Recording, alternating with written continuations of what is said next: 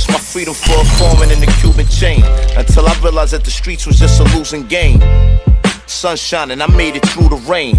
I'm going hard like they never even knew my name. It's no denying I'm a fucking star. I'm trying to turn these bunch of bars into a couple cars. They try to tell me no, but I refuse to listen. Driven by my intuition and my superstitions. A nigga moving with a purpose. The scary thing is that I'm barely scratching the surface. I'm feeling like the head honcho. Rain on these niggas, I snow beach the poncho. That scared money never made a penny for me. Had my deposit back in and some Henny for me. I was a star swimming in my daddy nutsack. I tried to live a regular life, then I said, fuck that. My man stressing, he going through a rough patch. Had to turn himself in, he boofed the bundle up his butt crack. Familiar with fire, I walk through the flame. Time I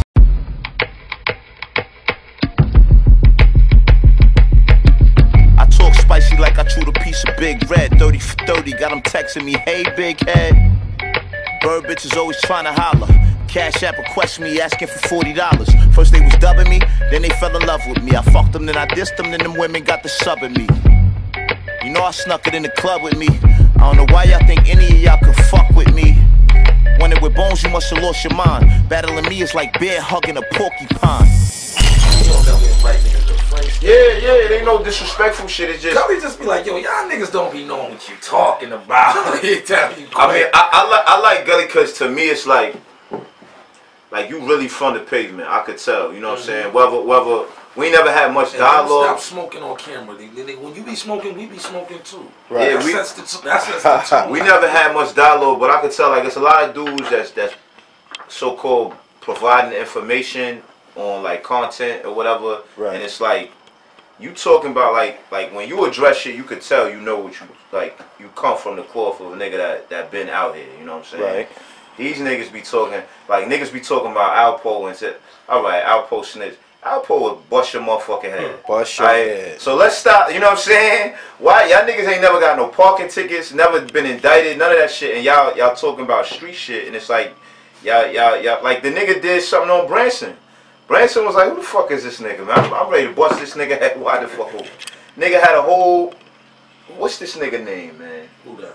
A lot of these niggas, like the Carcino nigga, what is his name? Carcino, yeah. That nigga, like to me, he just sound like he be making the stories up as he goes along. Cause I'm like, it's no way he could know all this shit, like nigga. About the truth about everything. Like that nigga, and then the other nigga, who's the other nigga? The mob ties nigga. Pop Alive. That's the nigga who made the shit about Branson. And Branson was like, what the fuck is, you know what I mean? So, cause Branson's so old school, he don't understand that a lot of this shit be public information and a lot of niggas just be researching this shit and compiling the information. You know what I'm saying? Exactly. Whereas like with you, I feel like you more like, you more give it like that Don Diva Fez type of feel, you know what I'm saying? Where it's like, it's a little more authentic than what these other niggas is doing. A lot of these niggas is just regurgitating information that they heard. Or like it's already out there. It's already out there, whereas you digging for the content. Right. The Carcino nigga, like I said, Carcini, what's his name? Carcino. Yeah, that nigga just sound like he just be making the shit. I be like, there's no way in hell this nigga. He be like, yeah, so-and-so got in a fight backstage with this nigga. And they're like, how do you know, nigga? You was there? And he's from Chicago. Yeah, that nigga just he be everywhere with this shit, man. Word. Why don't you tell my viewers who you are? You don't need no introduction in my eyes, but you know we've been kicking it, we've been filming for a few minutes now. Go ahead. I'm Bones Brigante, man. Ghetto superstar. Philly, I ain't from there. I just got it done there. I ain't the king of Harlem. I'm just a motherfucking problem. You know what I'm saying? You know, regular shit, man. Right. 30 piece McNugget, man. So would you? I would be pigeonholing you by calling you a battle rapper. Right. When you more of you just flat out MC. You showed that with the 30 for 30 series. Right. How long you been rapping? Been rapping my whole life. My mom's is from Inglewood, New Jersey. My pops is from Harlem by way of the Bronx. So you know your history. Inglewood is where the Sugar Hill Gang is from. She grew up with them. And I mean, New York, you know, the history is there on itself. So I'm more or less born to do this shit, man. I always rapped. Right. You did something incredible this past year leading into 2019. That 30 for 30 series, how did you come up with the concept and, you know, shed some light on how you put that together? 30 for 30 was a Instagram mixtape. It was basically 30 videos in 30 days for the month of June. It was 30 days in June. I dropped a 1-minute freestyle every day. A real video, not just me on my phone kicking bars, because that wouldn't have been able to keep people's attention. So I knew that I had been dormant for so long with rapping that I had to do something real different. Right. You know, as opposed to like I said, just having a phone and rapping on it. I did that, and you know, that's cool, especially the way content is distributed nowadays. But it was just something that I felt like nobody had ever done it before, and I wanted to challenge myself. You also one of the, I don't know how many, is it 12 BET Freestyle Friday champions, legends? Legends, probably a little more. You could be figure you got Poster, Jen, Lux, Hollow was up there, Blind Fury.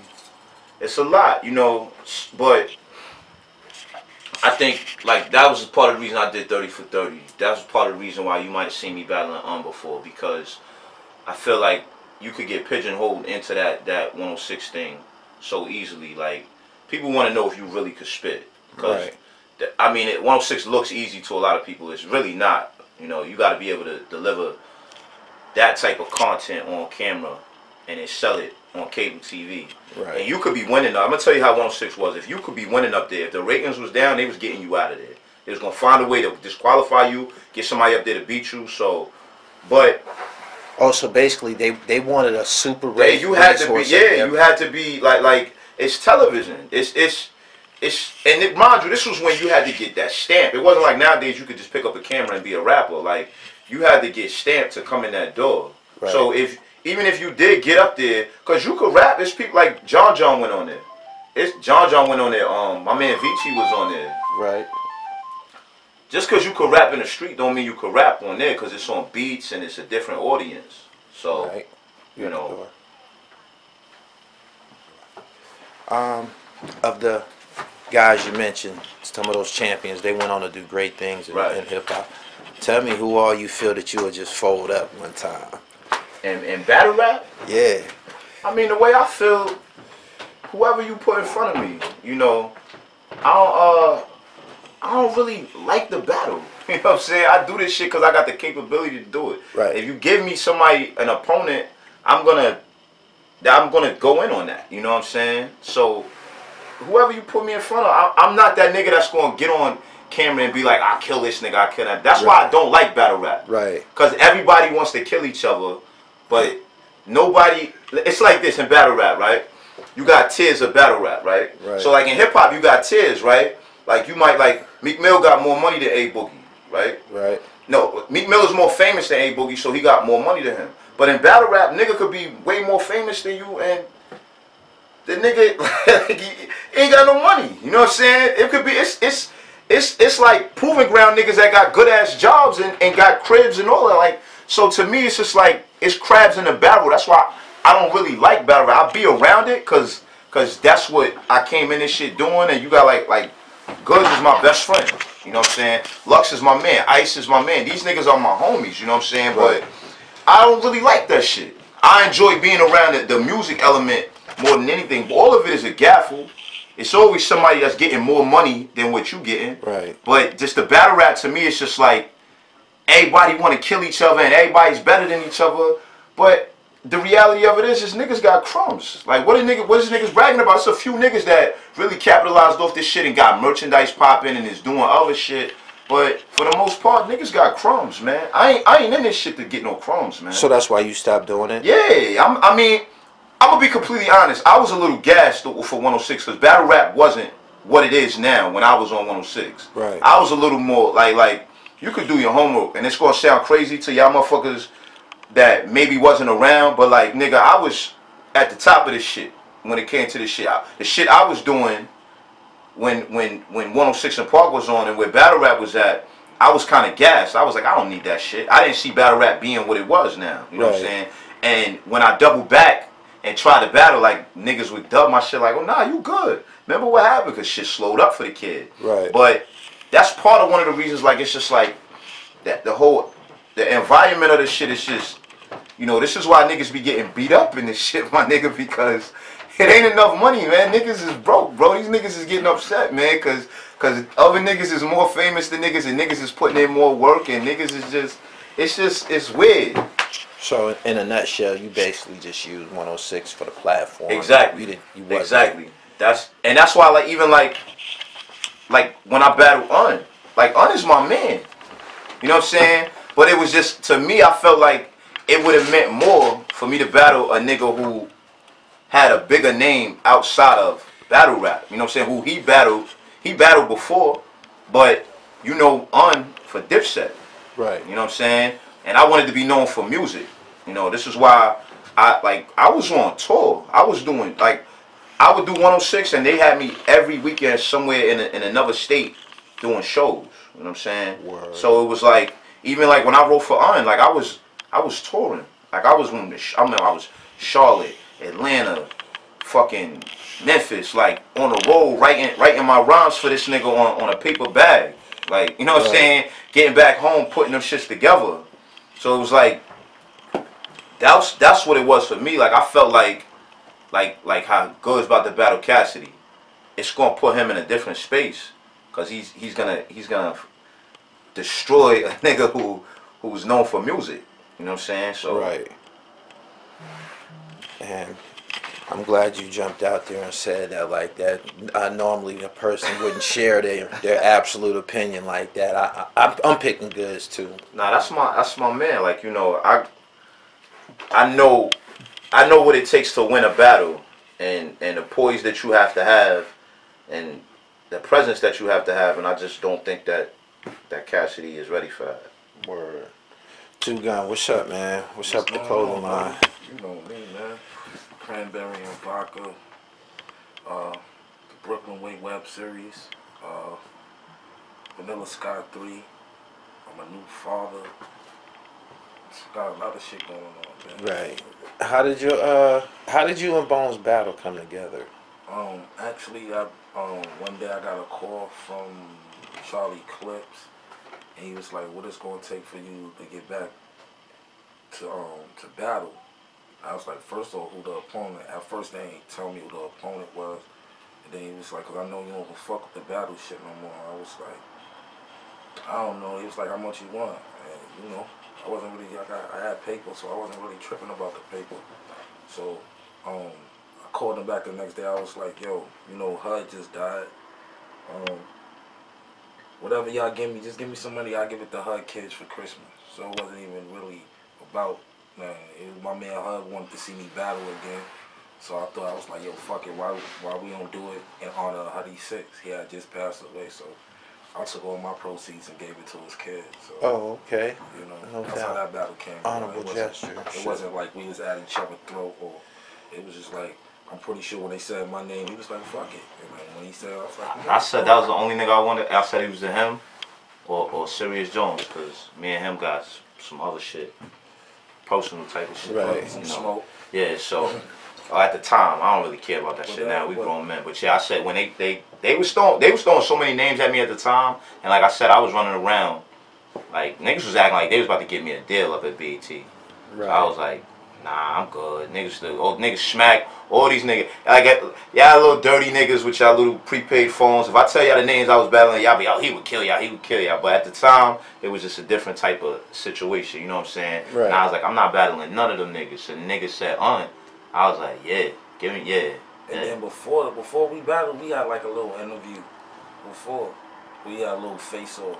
Right. Oh, y'all had a pregame joint. Yeah. Pregame shit. So at P had the Uwe radio. We was up there. Yeah, at Uwe radio. So you know, like the battle game, now. It's mad theatrics. It's mad other shit. Like I ain't come from that era. I came from pre-camera era of battles.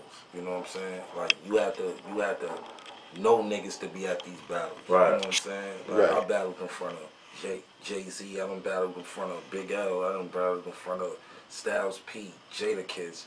Like I was one of the first niggas from New York to battle Cassidy when he first came from Philly.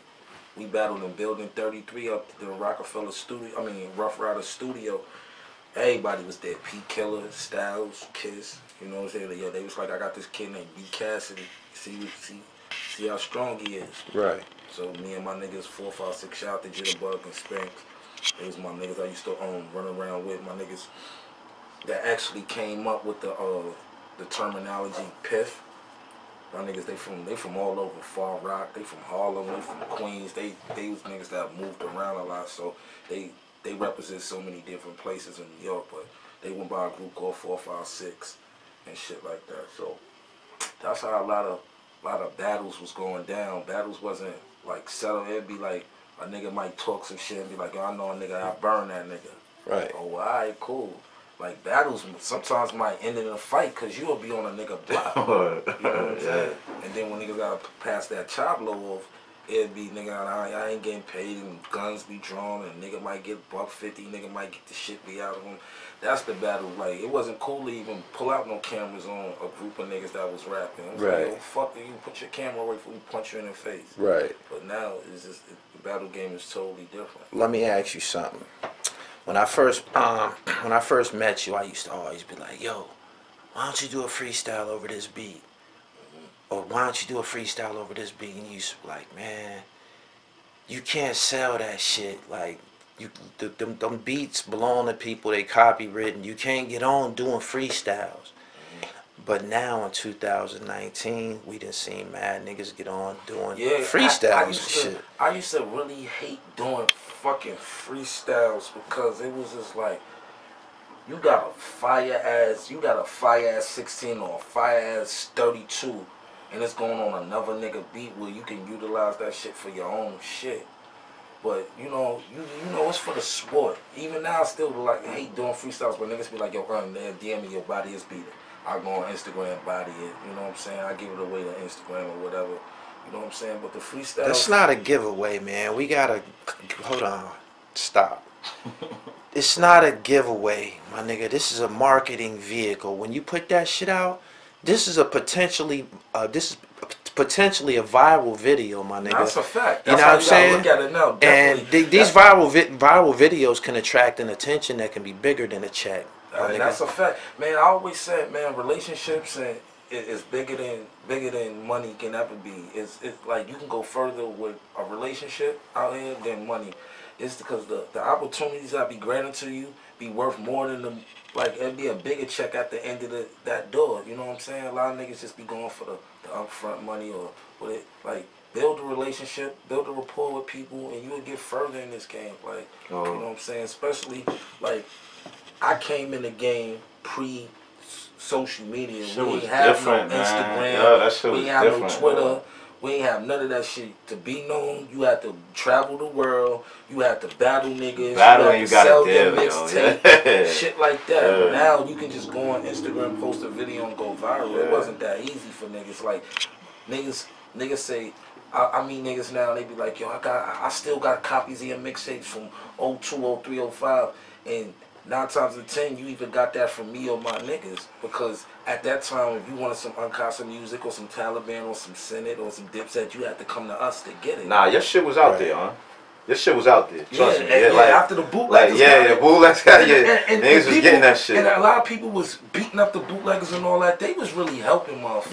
Yeah. That's how different it was. Even like, though they was making money off your shit, they was really helping you. Right. To get broader than that. I thank you to all the bootleggers in 02, 03, 04, 05 because they actually helped our music reach like different.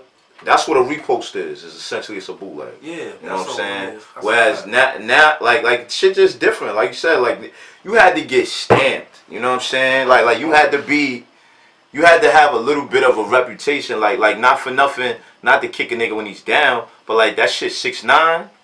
Like that shit would have never flew when we was coming up. Yeah, a lot of shit that's hit you would have got kicked the fuck out. Yeah, it would have never, like niggas would have been like, yo, who are you? Who do you know? Like with me and Un, like we know so many people out in these streets that it's like, nigga, it's nothing for us to battle. You know what I'm saying? Ain't nothing's gonna happen. It's like niggas know when a nigga's official. Like it was never all of that. I'm just gonna pick up a camera and just like do whatever I want to do. Like it's beautiful. it's dope that the game changed like that, but it was just different when we came up, man. I feel like social media made it more here today, going tomorrow. Right. You know what I'm saying? It's just like, cause you don't gotta do, like you said, all that like battle, sell your mixtape. You don't gotta do that no more. Let's go back 10 years ago, right? To actually see your favorite artist and to get to see him in the way you want to see him, like chilling, smoking, chilling around bitches and all that type of shit. You have to wait for the new Smack. You have to wait for the new Sub-Zero, and the CD might drop in September and the footage might be from June or July. Right. But now it's like you got a phone and the concert that you just finished rocking, 20 minutes later, it's all over social media. They have your whole concert, so it's just like it's not exclusive. It's like microwavable. It's not exclusive no more. You know what I'm saying? It's like, so right now, like we not waiting 3 months to see what was going on today. We want to know what was going on at the Barclay. We just wait 45 minutes after the concert is over, and it's all over the world. So that's the thing. Being able to make videos go viral is the best thing. That's why I was like, y'all, the new artists got a better way in than we ever had. We really have to really put this work in. Now you can sit in your house. Like, we ain't even have access to that many studios. You know how much money you have to waste on studio time? Now you can get a mic just like this, a condensed mic.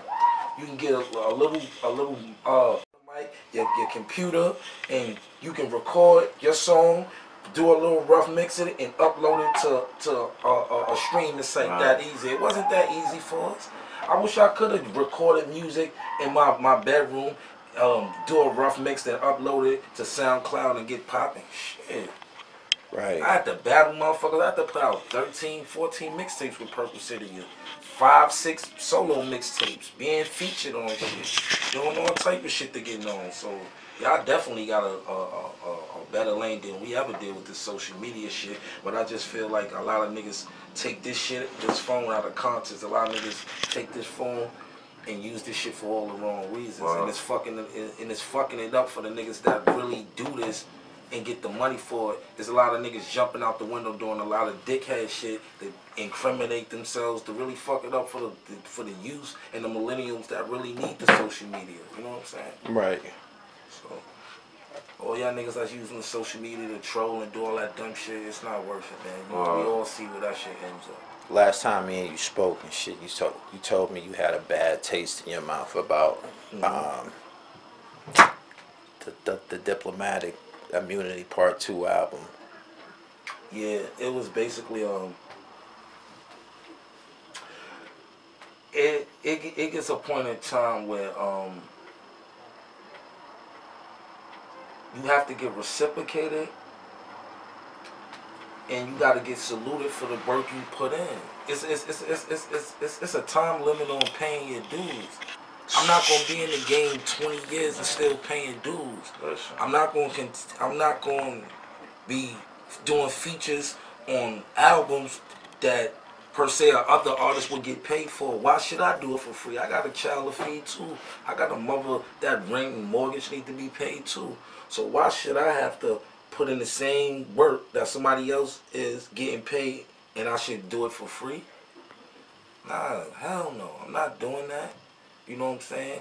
But sometimes the opportunity is bigger than actually the check. So that's how I looked at it. I was like, all right, cool.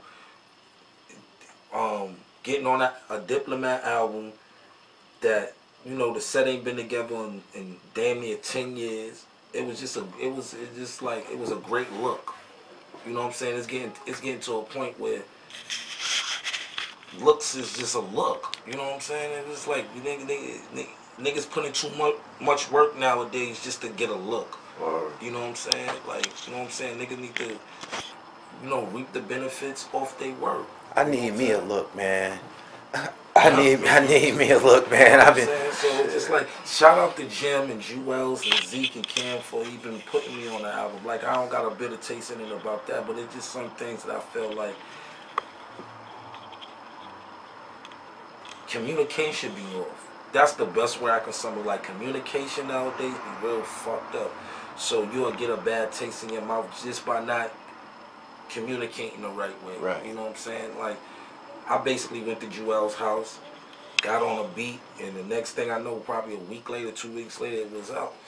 You know what I'm saying? So that's like, it's getting to a point where I'm not doing any more free shit. I'm not getting on nobody's album for free unless it's a I told you should have went with JR and them niggas. Nah, I actually was invited to be on that album, but I didn't like the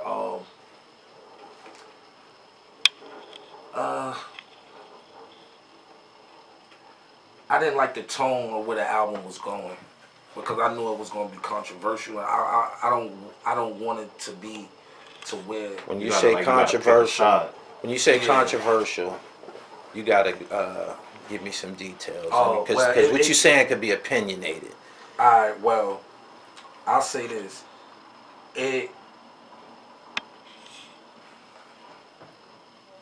I didn't want to get looked at as I was bitter, or I can't do me without being attached to the Diplomats or something like that. And I didn't want to go against the grain, because